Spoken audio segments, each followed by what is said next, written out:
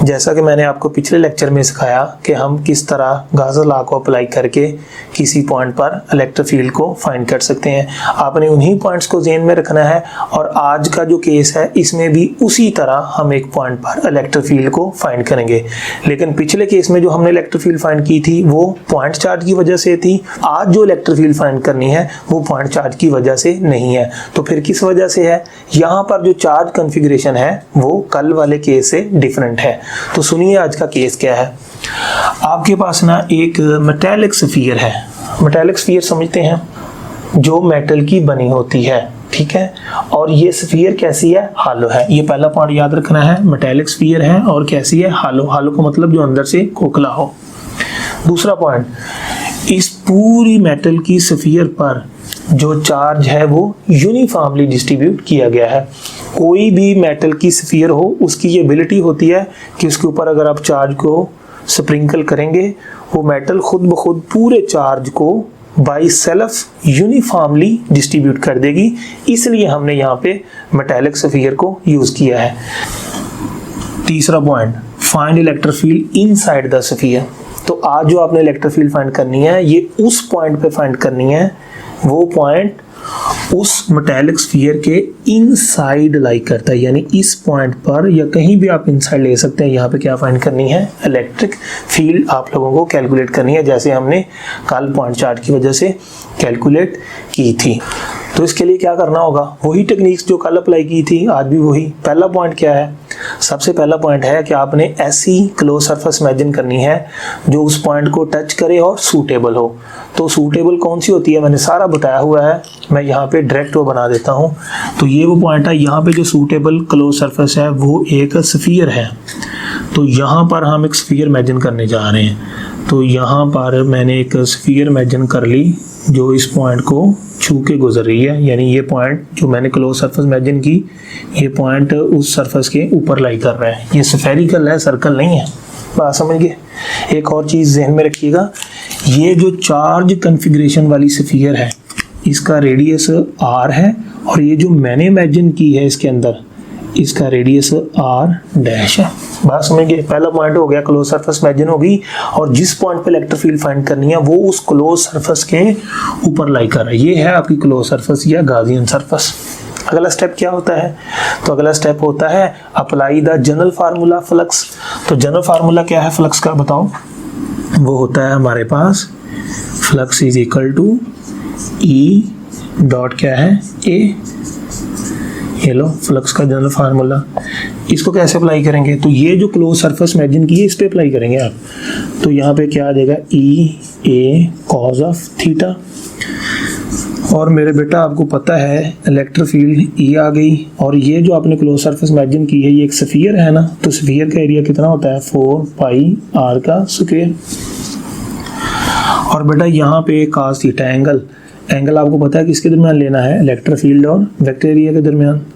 तो मुझे बताइए ये जो पॉजिटिव चार्ज है इसकी इलेक्ट्रिक फील्ड कहाँ पे पहुंची? इसकी इलेक्ट्रिक फील्ड इधर पहुंची और ये जो सरफेस है इसका वेक्टर एरिया इधर है। तो ये जो सरफेस है इसका वेक्टर एरिया इधर को है। बात समझ गए? और ये जो चार्ज है इसकी इलेक्ट्रिक फील्ड किधर पहुंच रही है? अंदर को। तो एक इधर को दूसरा इधर को, एंगल कितना बनेगा? एंगल बनेगा 180। बात समझ गए? यहाँ पे चेक करें, ये जो क्लोज सरफेस इमेजिन की है इस पॉइंट पे वेक्टर एरिया किधर है? इधर को। और इस पॉइंट पर ये जो चार्ज है इसकी इलेक्ट्रिक फील्ड किधर जा रही है? अंदर को। तो एक वेक्टर इधर है वेक्टर एरिया का और इलेक्ट्रिक फील्ड अंदर को है। दो अपोजिट वेक्टर का एंगल कितना आ जाएगा? 180। तो आप पूरी क्लोज सरफेस पर चेक करेंगे, हर जगह पर आपको एंगल जो मिलेगा 180 के मिलेगा। तो यहाँ पे क्या आ जाना है? cos 180। बात समझ गए? अब फ्लक्स आपके पास आ जाएगा ई 4 पाई आर का स्क्वायर। cos 180 बेटा -1 होता है। ये लो ये इक्वेशन है। तो हमने ये फ्लक्स कैलकुलेट कर लिया किसकी मदद से? फ्लक्स के जनरल फार्मूला की मदद से इस क्लोज सरफेस पर। एक गलती हो रही है हमसे, ये जो क्लोज सरफेस इमेजिन की इसका रेडियस कितना है? r dash. तो इसका जो एरिया है वो आ जाएगा 4 पाई r डैश का स्क्वायर। ये लो समझ गए? अब अगला स्टेप क्या है? तो अब आपको फिर से फ्लक्स कैलकुलेट करना है, लेकिन किसकी मदद से? गाजर लॉ की मदद से। तो बच्चों गाजर लॉ क्या है? गाजर लॉ के मुताबिक फ्लक्स बराबर होता है चार्ज बटे में क्या होता है? Epsilon not. बात समझ गई? गाजर लॉ लगा दिया। अब अगला स्टेप क्या होता है? गाजर लॉ में जो चार्ज है उसकी वैल्यू पुट करना। और आपको पता है ये चार्ज वो होता है जो इनसाइड होता है। कौन सा चार्ज होता है? इनसाइड। तो आपने जो क्लोज सरफेस इमेजिन की है, जिस पर आप गाजर लॉ को अप्लाई कर रहे हैं, ये वाली क्लोज सरफेस जो इमेजिन की है, तो बेटा इसके अंदर चार्ज कितना बताओ जरा देख के। सर नजर नहीं आ रहा, तो वाकई है ही नहीं, नजर कैसे आएगा आपको? तो इसके इनसाइड चार्ज कितना है? 0। तो ये भी कितना आ जाएगा? Epsilon not. इसका आंसर कितना आ जाएगा? 0। यानी गाजर लॉ से हमने फ्लक्स कैलकुलेट किया, जवाब कितना आ गया आपके पास? 0। तो ये फ्लक्स जनरल फार्मूले से कैलकुलेट किया था, इक्वेशन ए कह दिया। ये फ्लक्स हमने गाजर लॉ से कैलकुलेट किया, इसको इक्वेशन बी कह दिया। अगला स्टेप क्या होता है? दोनों फार्मूलाज को कंपेयर करो। इसको और इसको क्या करना है? कंपेयर। कंपेयर करने के बाद क्या मिलेगा आपको? E4 पाई r डैश का स्क्वायर, ये माइनस है, यहाँ पे ऐसे आ गया, इज इक्वल टू ये दोनों इक्वेशन बराबर, तो फिर ये इक्वेशन के बराबर, लिहाजा यहाँ पे ये आ गई और यहाँ पर देखो ये फ्लक्स दोनों इक्वेशन बराबर, फिर ये चीज़ इसके बराबर, तो ये यहाँ पे आ गया ऐसे, ये यहाँ पे आ जाएगा। ये लो कंपेयर हो गया। अब मुझे बताओ यहाँ पे माइनस इधर जाके ख़त्म हो जाएगा, ये आ जाएगा E4 पाई r डैश का स्क्वायर इज इक्वल टू 0। इसका आंसर कितना आ रहा है पूरी इक्वेशन का? 0। अगर इस पूरी इक्वेशन का आंसर 0 आ रहा है, इसका मतलब ये 0 होगा, या ये 0 है, या ये 0 है, या ये 0 है। इनमें से कोई ना कोई तो 0 है जिसकी वजह से जवाब 0 आया। सरफ खाने से जवाब क्या आ जाता है? 0। तो कोई ना कोई रकम तो 0 है जिसकी वजह से 0 आंसर आ रहा है। आपको पता है ना, a मल्टीप्लाई b, जो आपको कितना आ गया? 0। तो या तो a 0 है, या b 0 है, या दोनों 0 है, तभी 0 आया। तो यहाँ पे कोई ना कोई तो 0 है। क्या 4 0 हो सकता है? मुझे बताओ। 4, क्या 4 को हम 0 कह सकते हैं? नहीं, 4 तो 4 होता है, 0 नहीं होता। क्या पाई 0 होता है? नहीं बेटा, पाई बराबर होता है 3.14, पाई 0 नहीं हो सकता। समझ गए? क्या r डैश r रेडियस, ये रेडियस 0 है? ये तो साफ नजर आ रहा है, इतना रेडियस है, तो इतने को 0 तो नहीं कह सकते ना, तो r डैश भी 0 नहीं हो सकता। समझ गए? यानी ये जो पूरी रकम है ये 0 नहीं हो सकती। तो आपको पता है ये पूरी रकम क्या है? ये रकम क्या है पूरी? 4 पाई r स्क्वायर क्या होता है? एरिया। मैं इसको क्या लिख सकता हूँ? एरिया इस स्फीयर का। यहाँ क्या आ गया बेटा? 0। तो मुझे बताइए, अब एरिया तो 0 नहीं है, ये जो सरफेस इमेजिन की इतनी बड़ी सरफेस है, इसका एरिया तो है। अगर एरिया 0 नहीं है, एरिया 0 नहीं है, तो ये 0 जो आप कैसे आ गया? तो आंसर है फिर यहाँ पे इलेक्ट्रिक फील्ड 0 होगी। ये लो जी, इलेक्ट्रिक फील्ड कैलकुलेट कर ली हमने। कितना आसान है। सबसे पहले हम क्लोज सरफेस इमेजिन करेंगे सूटेबल, फिर हम लोग जनरल फार्मूला लगाएंगे फ्लक्स का, फिर हम लोग गाजर लॉ वाला फार्मूला लगाएंगे, चार्ज की वैल्यू पुट करेंगे, दोनों को कंपेयर करेंगे, इलेक्ट्रिक फील्ड आ जाएगी। ये देखो आ गई। तो क्या रिजल्ट मिला कि ये जो मेटेलिक स्फीयर है जिस पर पॉजिटिव चार्ज दिया गया है, आप नेगेटिव भी दे सकते हैं, कोई मसला नहीं, इसकी वजह से, इस चार्ज कॉन्फ़िगरेशन की वजह से इसके अंदर किसी भी पॉइंट पर अगर आप इलेक्ट्रिक फील्ड चेक करेंगे तो आपको इलेक्ट्रिक फील्ड कितनी मिलेगी? 0। तो ये यहाँ से कंक्लूजन हमको मिलता है। क्लियर हुआ जी? ये था हमारा आज का आर्टिकल। अब हम इसको थोड़ा सा फर्दर डिस्कस करते हैं। तो हमें यहाँ से ये रिजल्ट मिला कि आपके पास अगर कोई भी मेटल की बनी हुई स्फीयर है, उसके ऊपर आपने ऐसे चार्ज को डिस्ट्रीब्यूट किया हुआ है, पॉजिटिव चार्ज को यूनिफॉर्मली डिस्ट्रीब्यूट किया हुआ है। मेटल की ये एबिलिटी होती है, आप उसके ऊपर कोई भी चार्ज दे दें वो खुद ब खुद चार्ज को यूनिफॉर्मली डिस्ट्रीब्यूट कर लेती है, इसलिए हमने मेटल को यूज़ किया था। इसके बाद आप नॉन मेटेलिक स्फीयर भी यूज़ कर सकते हैं, लेकिन वहाँ पे आपको चार्ज को खुद से यूनिफॉर्मली जो है डिस्ट्रीब्यूट करना पड़ेगा, क्योंकि वो खुद ब खुद चार्ज को यूनिफॉर्मली डिस्ट्रीब्यूट नहीं कर सकती, इसलिए हमने मेटेलिक स्फीयर का इस्तेमाल किया था। तो रिजल्ट मिला मेटेलिक स्फीयर के अंदर जो इलेक्ट्रिक फील्ड होती है वो 0 होती है। ठीक है, electric field inside the metallic sphere is equal to 0। तो जहां इलेक्ट्रिक फील्ड 0 होती है उसको हम क्या बोलेंगे? फील्ड फ्री रीजन बोलेंगे। बात समझ गए? अगर कोई भी ऑब्जेक्ट इसके अंदर रखेंगे तो उस पर इलेक्ट्रिक फील्ड जो है वो कितनी अप्लाई होगी? आंसर है 0 अप्लाई होगी। इसके बाद हमारे पास इलेक्ट्रॉनिक्स में कुछ ऐसे ऑपरेटर्स होते हैं जिनको हमने इलेक्ट्रिक फील्ड से शील्डेड करना होता है, यानी इलेक्ट्रिक फील्ड से महफूज करना होता है, इलेक्ट्रिक फील्ड से बचाना होता है, क्योंकि अगर उन तक इलेक्ट्रिक फील्ड पहुंच जाए तो उससे वो डैमेज हो सकते हैं, उससे वो ख़राब हो सकते हैं।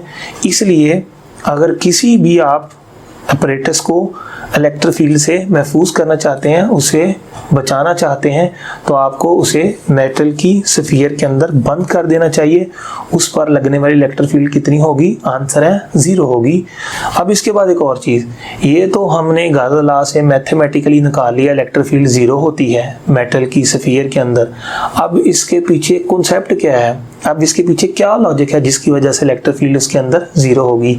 तो मैं आपको इसका कॉन्सेप्ट बताता हूँ कि किस तरह इसके अंदर इलेक्ट्रिक फील्ड जो है वो 0 हुई। देखिए, ये आपके पास मेटालिक स्फीयर है, इसके ऊपर आपने पॉजिटिव चार्ज डिस्ट्रीब्यूट कर दिया। वो तो हमने सारा फार्मूले से निकाल दिया, लेकिन थोड़ा इसको हम कॉन्सेप्ट से देखेंगे। हर तरफ चार्ज को यूनिफॉर्मली डिस्ट्रीब्यूट किया गया है, ये नहीं कि यहाँ राशि ज़्यादा है यहाँ कम है। बात समझ गए? तो देखिए, इस चार्ज ने इलेक्ट्रिक फील्ड किधर पैदा की? इस तरफ। इसने किधर पैदा की? इस तरफ। इसने पैदा किस तरफ की? इस तरफ। इसने इस तरफ। तो अगर ये इस तरफ पैदा करता है तो यहाँ से इस तरफ पैदा करता है, अगर ये वाला इस तरफ पैदा करता है तो ये वाला इस तरफ पैदा करता है। तो अंदर वाली साइड पर तमाम चार्जेस के जो इलेक्ट्रिक फील्ड के वेक्टर्स हैं वो एक दूसरे को क्या कर रहे हैं? कैंसल। अगर कोई इधर इलेक्ट्रिक फील्ड भेजता है तो सामने वाला उसके अपोजिट भेजता है, अगर कोई ऊपर को भेजता है सामने वाला नीचे को भेजता है। तो इस तरह आप कॉन्सेप्ट समझ सकते हैं कि इसके अंदर इलेक्ट्रिक फील्ड कैसे 0 होती है। अब अगला सवाल, अगर चार्ज को हम यूनिफॉर्मली डिस्ट्रीब्यूट ना करें, आपके पास एक मेटालिक स्फीयर है, चार्ज को यूनिफॉर्मली डिस्ट्रीब्यूट नहीं किया गया, क्या तब इलेक्ट्रिक फील्ड 0 होगी? तो देख लें।